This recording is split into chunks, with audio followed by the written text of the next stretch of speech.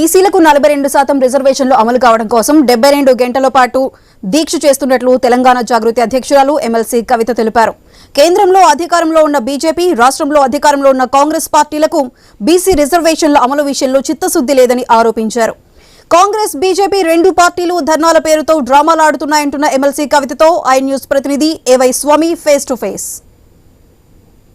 BC రిజర్వేషన్ల అంశం ఒక బర్నింగ్ టాపిక్గా ఉంది. మనతో ఈ విషయంపై మాట్లాడడం కోసం ఎమ్మెల్సీ కల్వకుంట్ల కవిత ఉన్నారు. వారిని అడిగి మరిన్ని విషయాలు తెలుసుకుందాం. మేడం చెప్పండి, ప్రధానంగా 72 గంటల దీక్షకు సంబంధించి మీరు తెలంగాణ సమాజానికి ఏం చెప్పదలుచుకున్నారు? అంటే ప్రధానంగా ఒకటండి, తెలంగాణలో ఎప్పుడైనా కూడా ప్రజలు సామాజిక న్యాయం కోసం పోరాడే వాళ్ళకు మద్దతుగా నిలుస్తూ వచ్చినారు. ఏ పార్టీలు అయితే సామాజిక న్యాయం ఎజెండా తీసుకునే వాళ్ళకు మద్దతు ఇస్తూ వచ్చినారు. అందులో ఒక మేజర్ ముందడుగు బీసీలకు రిజర్వేషన్ రావడం ద్వారా సాధ్యమవుతుందని నేను నమ్మాను. నాతో పాటు యునైటెడ్ పూలే ప్రింట్ అనే ఆర్గనైజేషన్ని స్థాపించుకొని తెలంగాణ జాగృతి, యూపీఎఫ్ అనేక ఉద్యమాలు చేస్తున్న విషయం మీకు తెలిసిందే. దీనిలో మధ్యలో మేము పెట్టినటువంటి అనేక ఒత్తిళ్లకు తల ఒగ్గి ఒక పక్క 2018 పంచాయతీరాజ్ బిల్లును సవరించి ఆర్డినెన్స్ తీసుకొచ్చిండ్రు. ఇంకొక పక్క 42% బీసీల కోసం 2 బిల్లులు పెట్టి అసెంబ్లీలో పాస్ చేయడం జరిగింది. ఈ రెండు కూడా ఇవాళ భారతీయ జనతా పార్టీ ఆపుతుంది. ఒకటి గవర్నర్ గారు ఆర్డినెన్స్ను ఆపుతుంది, ఇంకోటి రాష్ట్రపతి గారి దగ్గర బిల్లు అసెంట్ను కూడా ఆపుతున్నారు. ఎందుకు ఆపుతున్నారు? వాళ్ళు కాంగ్రెస్ పార్టీ స్పష్టత ఇస్తలేదు కాబట్టి ఆపుతున్నారు. సో ఈ మొత్తం అంశంలో కాంగ్రెస్ కానీ బీజేపీ కానీ ప్రజలను మోసం చేస్తూ ఉన్నాయి కాబట్టి వాళ్ళిద్దరి వైఖరిని కూడా బీసీ బిడ్డలకు, ఓవరాల్గా తెలంగాణ బిడ్డలకు తెలియజేయాలి. కాబట్టి 72 గంటలు నీళ్లు తాగకుండా, అన్నం తినకుండా మేము సత్యాగ్రహం చేయబోతా ఉన్నాం. దానివల్ల ఈ రెండు పార్టీల మీద ఒత్తిడి పెరుగుతుందని చెప్పి నేను మనస్ఫూర్తిగా నమ్ముతున్నాను. ఎందుకంటే ఎప్పటి నుంచి అయితే మేము ఈ అనౌన్స్మెంట్ చేసామో అప్పటి నుంచి ప్రతి జిల్లా నుంచి, ప్రతి గ్రామం నుంచి కదిలి మేము వస్తాము మీ సత్యాగ్రహానికి అని చెప్పి అనేక మంది చెప్తా ఉన్నారు. సో ఆ ప్రజా మద్దతును మేము కూడగట్టడానికే ఈ దీక్షను చేస్తున్నాం. దీని ద్వారా అన్న రెండు పార్టీలు బుద్ధి తెచ్చుకొని తక్షణమే బీసీ బిల్లు పాస్ చేయాలని కోరుకుంటున్నాం. మీరు గత 2 సంవత్సరాలుగా అనేక రౌండ్ టేబుల్ సమావేశాలు పెట్టారు, మీటింగ్లు చేశారు. బీసీల ఇష్యూలో కామారెడ్డి డిక్లరేషన్ మీరు అమలు చేయాలని డిమాండ్ చేశారు. ప్రభుత్వం దిగి వచ్చింది, బిల్లులు చేసింది. ఇప్పుడు ట్రిపుల్ టెస్ట్ కోసం అన్ని రకాల ఎజెండా ముందు పెట్టింది. కానీ ఇప్పుడున్న పరిస్థితుల్లో కేంద్ర ప్రభుత్వం దీనికి సంబంధించి వైపు అనుకూలంగా వివరిస్తుందని మీరు భావిస్తున్నారు? కేంద్ర ప్రభుత్వం అనుకూలంగా వ్యవహరించాలంటే ప్రజా ఉద్యమాల నిర్మాణం జరగాలి. ప్రజా ఉద్యమాల నిర్మాణం జరిగింది కాబట్టి కేంద్ర ప్రభుత్వం ఇలా కులగణనకు ఒప్పుకుంది దేశవ్యాప్తంగా.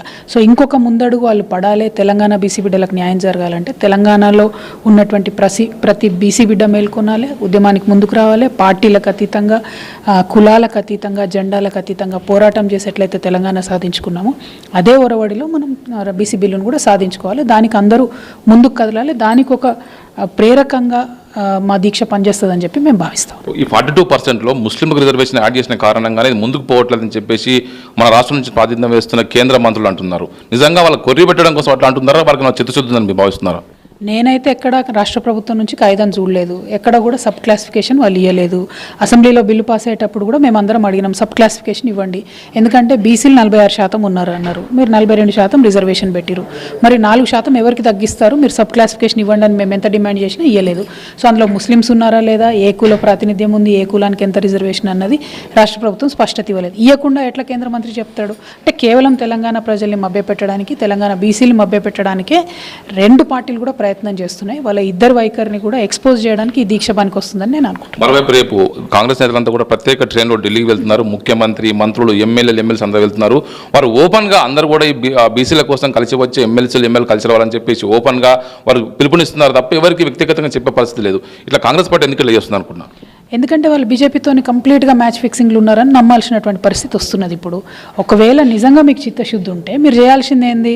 ముఖ్యమంత్రి గారు, ఉప ముఖ్యమంత్రి గారు అఖిలపక్షం కోసం అన్ని పార్టీల అధ్యక్షులకు లెటర్ రాయాలి, వాళ్ళని తీసుకొని పోవాలి. అప్పుడేమవుతుంది?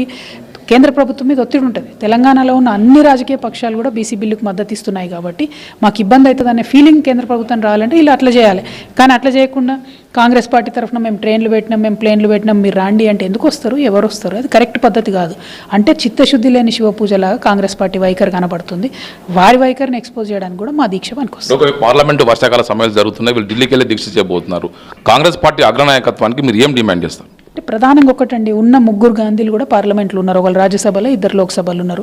వాళ్ళిద్దరు ఏనాడు కూడా తెలంగాణ పక్షాన మాట్లాడలేదు, తెలంగాణ బీసీల పక్షాన మాట్లాడలేదు. మా ప్రధాన డిమాండ్ ముందు ఈ 3 గాంధీలు తెలంగాణ బీసీల గురించి మాట్లాడాలి. 2 రాష్ట్రపతి గారిని సోనియా గాంధీ గారు అపాయింట్మెంట్ అడిగితే ఇవ్వకపోయే ప్రసక్తే ఉండదు. వారు అపాయింట్మెంట్ అడగాలి. మొత్తం తెలంగాణలో ఉన్న అఖిల పక్షాన్ని తీసుకెళ్లి రాష్ట్రపతి గారి మీద ఒత్తిడి తీసుకురావాలి, బిల్లు పాస్ చేయించాలి. ఇవి పక్కన పెట్టి మీరు జంతర్ మంతర్లో కూర్చొని ఎన్ని డ్రామాలు చేసినా, ఎన్ని స్పీచ్లు ఇచ్చినా ఎన్ని ఊకదంపుడు ఉపన్యాసాలు ఇచ్చినా ఎక్కడ ఏం కాదనే విషయం తెలంగాణ ప్రజలకు ఇప్పుడు అర్థమైపోయింది. మీరు చేస్తున్న దీక్షకు సంబంధించి తెలంగాణ సమాజాన్ని మద్దతు ఇవ్వాలని చెప్పి కోరుతారు. 100% అండి. మేము ఆల్రెడీ దీక్ష అనౌన్స్ చేసిందే తెలంగాణ బీసీ బిడ్డల మద్దతుతోని, అనేక మంది మేధావులతో మాట్లాడిన తర్వాత, అనేక మంది న్యాయ నిపుణులతో మాట్లాడిన తర్వాత, చర్చించిన తర్వాతనే దీక్ష అనౌన్స్ చేసినాం. కాబట్టి వారి మద్దతు ఉంటుంది. ఇంకా కూడా కలిసి వచ్చే వారందరినీ రమ్మని చెప్పి కూడా మేము అందరికీ కూడా లేఖలు రాసినాం. నిన్న ఆర్ కృష్ణయ్య గారు, ప్రొఫెసర్ కాసిం గారు, ఇట్లా అనేక మంది కూడా వారి మద్దతు చెప్పడం జరిగింది. వక్లాభరణం కృష్ణమోహన్ గారు, ఇట్లా అనేక మంది కూడా మద్దతు చెప్పారు. ఇంకా కూడా చాలా మందికి లెటర్స్ రాస్తున్నాం, మద్దతు కూడా కడతాం. Thank you madam. ఖచ్చితంగా బీసీ రిజర్వేషన్ సంబంధించి సాధించే వరకు పోరాడతామని చెప్పేసి ఎమ్మెల్సీ కవిత అంటున్నారు. కలిసి వచ్చే బీసీ సమాజం అంతా తమతో పాటు కలిసి రావాలి, పోరాడడానికి కలిసి మాతో పాటు రావాలని చెప్పేసి ఆమె కోరుతున్నారు. కెమెరామెన్ సిద్ధుతో ఏవే స్వామి, ఐ న్యూస్, హైదరాబాద్.